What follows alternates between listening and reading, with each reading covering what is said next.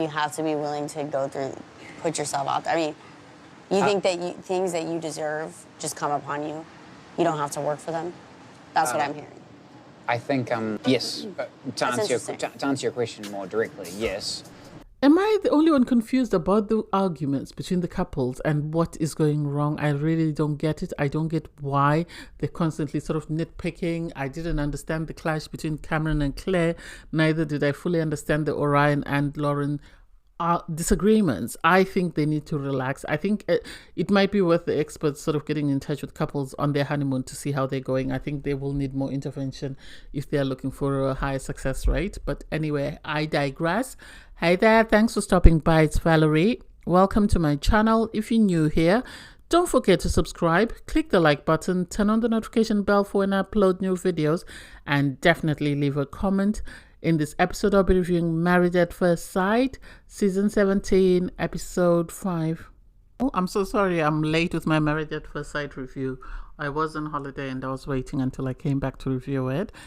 So the episode starts with the couples having arrived in Mexico, and they sort of have to sit down and sort of get together. And it's quite awkward, really, because you have Austin and Becca. They seem to be getting on very well. Emily and Brennan, I think that's more sexual attraction than anything else. And then you have Orion and Lauren. They also seem to be getting on. But sadly, you have this sort of awkwardness between Claire and Cameron.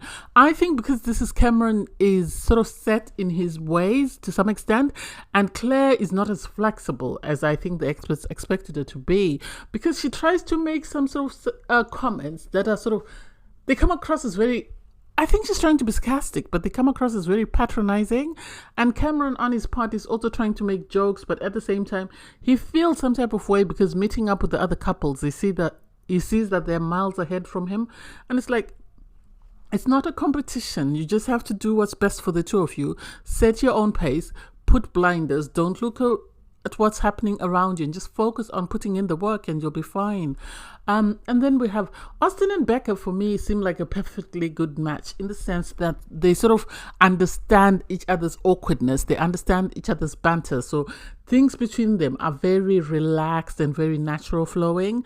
And so if I were to choose a couple to say that might be successful this season, I think I would have high hopes for them. So you have, Austin and Becca, they're having a conversation and just a catch up of where they are. And you have, Becca doing her hair while Austin is sitting in the bath and eating, fruits because they ordered a fruit salad. And it's just like, oh my God, these two people are so comfortable around each other that they don't need to be all fancy and stuff. And then you have Brennan and Emily. Brennan and Emily, for me, it seems they're both very hardworking. It seems they're both successful financially and professionally. I think the experts have learned from Steve and what's her name? Noi.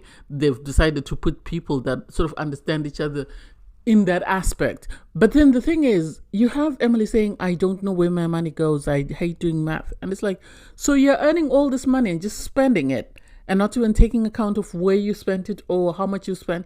That doesn't make sense to me. That doesn't make sense. And maybe she does need someone like Brennan, because Brennan said, well, don't worry, I'll get those finances in order. And hopefully that helps them. Because they both seem very hardworking.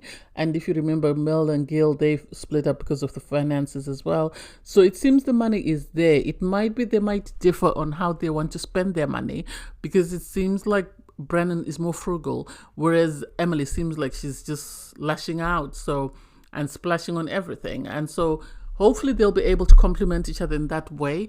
Obviously, they're sort of asked about sex, and Emily's like, oh, we want to wait. And it's like, you want to wait when? I thought you had sex the night you got married, didn't you? Or you implied that that's what happened. When did we go to, I want to wait until we know one another? Hey, but to each their own. I am a fan of the, hilarious couple that's Cameron and Claire. I love their craziness. Their awkwardness is just, it tickles my fancy. Anyway, so they're having this conversation because Cameron woke up late and Claire's an early riser, and she was sort of understanding in the sense that she went out and she vlogged outside. She didn't do it in the bed, and she didn't wake him up, which was very, very good of her. And so when Cameron eventually wakes up, he's got his swim trunks on, he's got this swim shirt with long sleeves, and it's just like they're both the same color.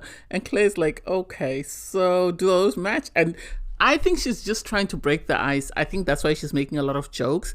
And the sad bit is because they come from different sort of parts of the world, their banter or their humor might not be the same.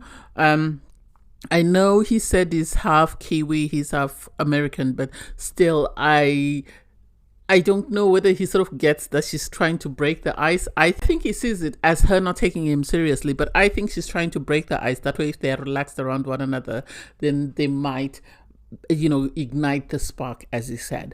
And so, she's laughing at his outfit and saying that you look like a dad who should have 3 kids, trailing behind him. And it's like, well, you're dressed like a mom in your jean shorts and your crochet top. So you can't mock his fashion sense if your fashion sense is just as bad. And then they went paddleboarding. I loved it. It was something that was relaxing. And it was nice to see them sort of be playful about it, in the sense that Cameron kept trying to beat, Claire. He kept trying to see if he could get away with a win, or was it? I don't think he was trying to get it to fall into the pool or the pond or wherever they were, but they seemed very relaxed and it seemed very cute, and I really liked that for them. I'm really trying not to like Cameron and Claire, just because there was this awkward couple on Married at First Sight UK that I fell in love with, and then they broke up at the last minute. So I'm really trying to sort of hold myself back. But their conversation, I liked the fact that they spoke.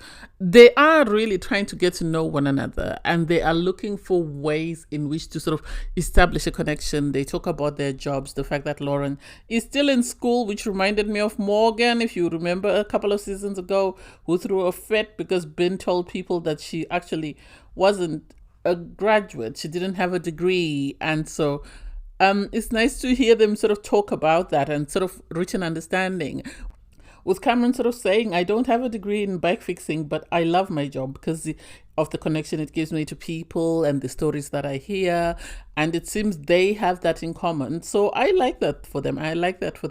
I think eventually they will find why they were matched. I think at the moment they're struggling to sort of understand why they were matched. What is it in particular that the experts felt would work for the two of them? And we'll see. Orion and Lauren, they make me laugh. They really want to know each other's culture. They really want to gain an insider's perspective of what's going on and sort of be respectful of that, which is amazing.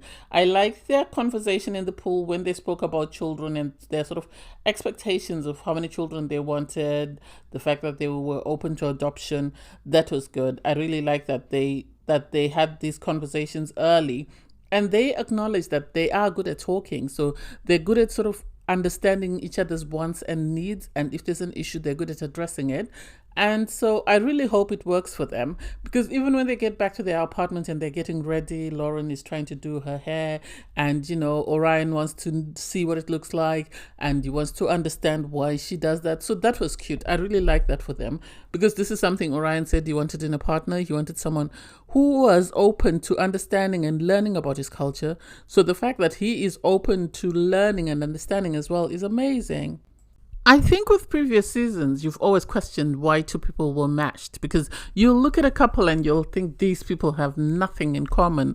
And so I think this season, it's nice to see that you can actually see where the experts' heads were coming from when they matched certain couples, like with Becca and Austin. Oh, I loved their little boat ride. I love how they get each other's banter. The fact that Becca was worried, I think, about her dress flying off. And so Austin had his leg over her leg so that her dress wouldn't go anywhere. She was worried about falling over, so he gave her his arm. Their conversations were so smooth and so easygoing. And the fact that you can see that Becca is developing feelings, because she's matched with a man who's got emotional intelligence. Yes, he is goofy. Yes, he is silly at times. But the fact that he recognizes that at times, even though she's in severe pain, she will participate in certain activities.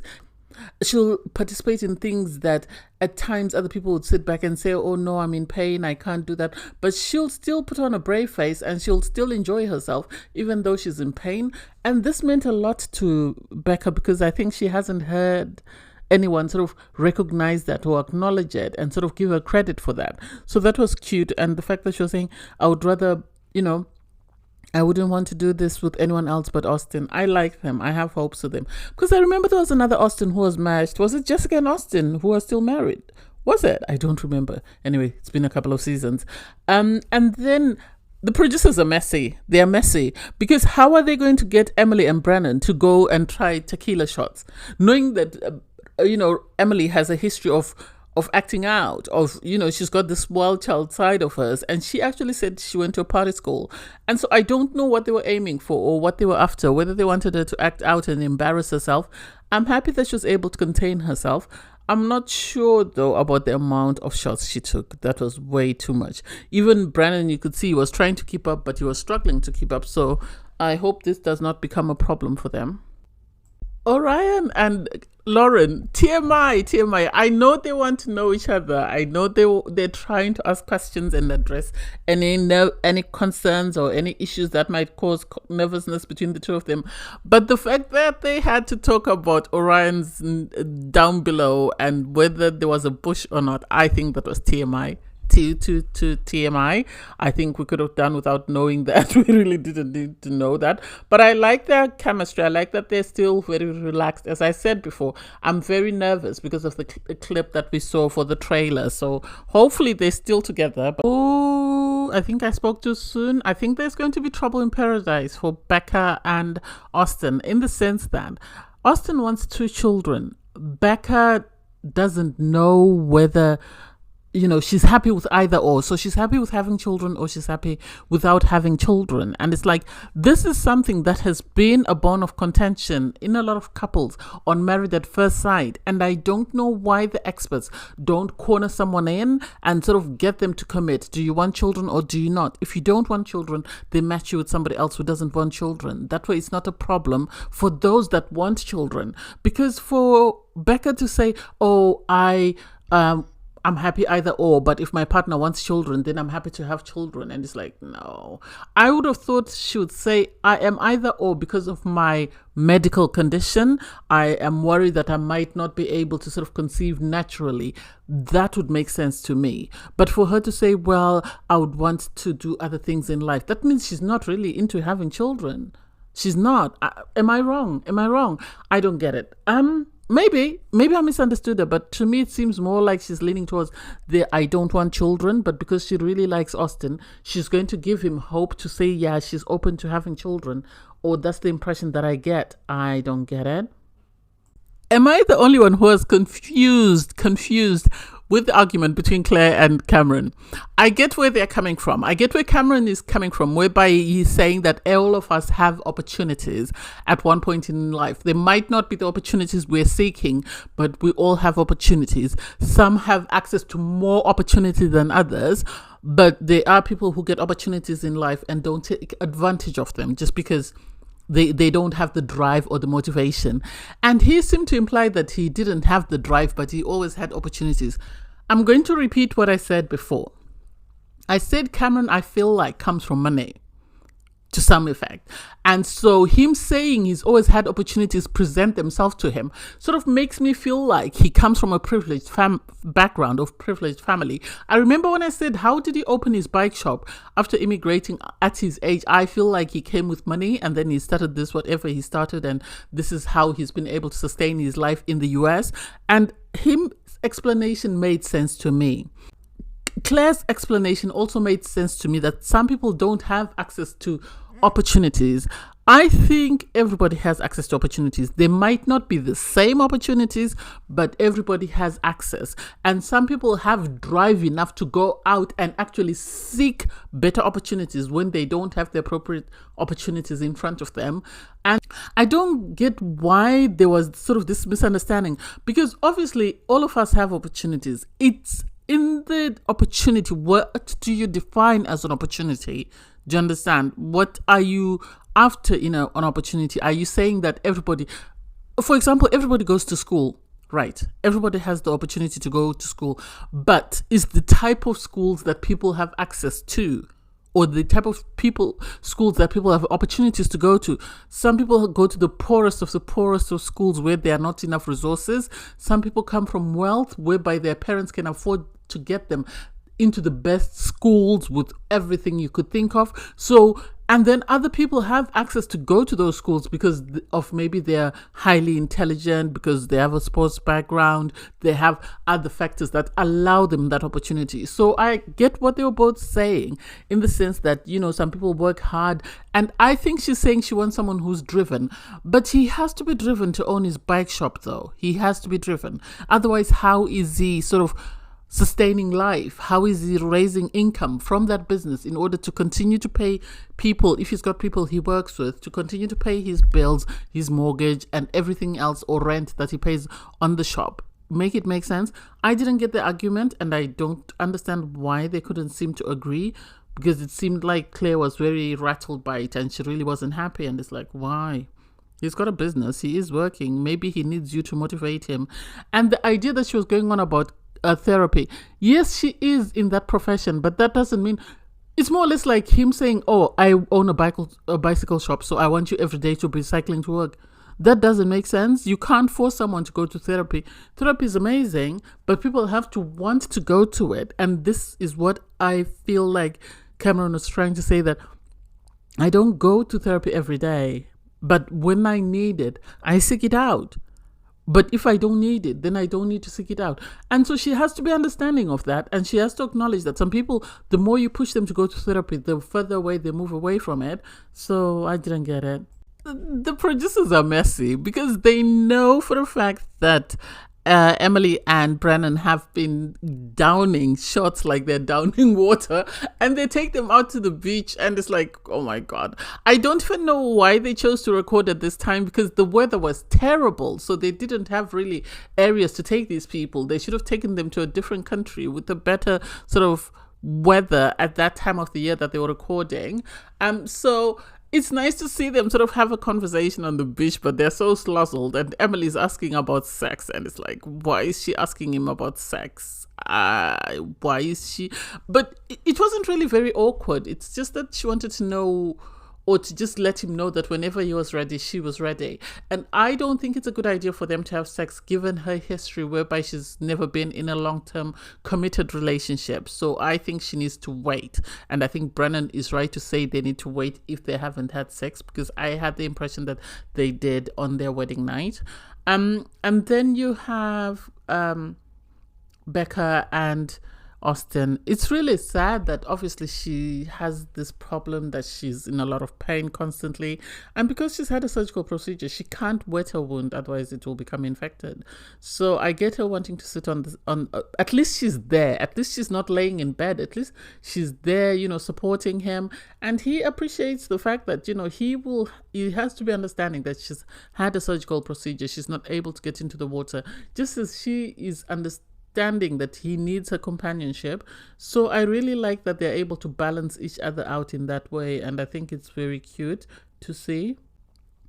The conversation between Orion and Lauren is quite heartbreaking, because I don't know whether it's a misunderstanding or whether there is something else that has happened that has led Orion to feel the way he does, because I think where Lauren was coming from was from the clip we showed, from a place of ignorance. That's the impression that I get, because initially she said she didn't understand the meaning behind the word, and then she went then to think of what she assumed it was and sort of blurted out what she assumed it was, and Orion got upset. And for me, I didn't get it. I also get where she's coming from, that, it seems you've taken more offense to me making a mistake than you did when Cameron did or something slightly similar. And he's like, well, the words carry different meaning. And it's like, but unless you're from that community, or unless somebody has told you, you wouldn't know. And the fact that Lauren tried to sort of keep backing herself out of the situation and kept failing and failing. If I were him, I would have said to her, I understand you didn't know, and that's okay. But in future, I would prefer, if you don't know anything, ask me, and then I will explain it to you.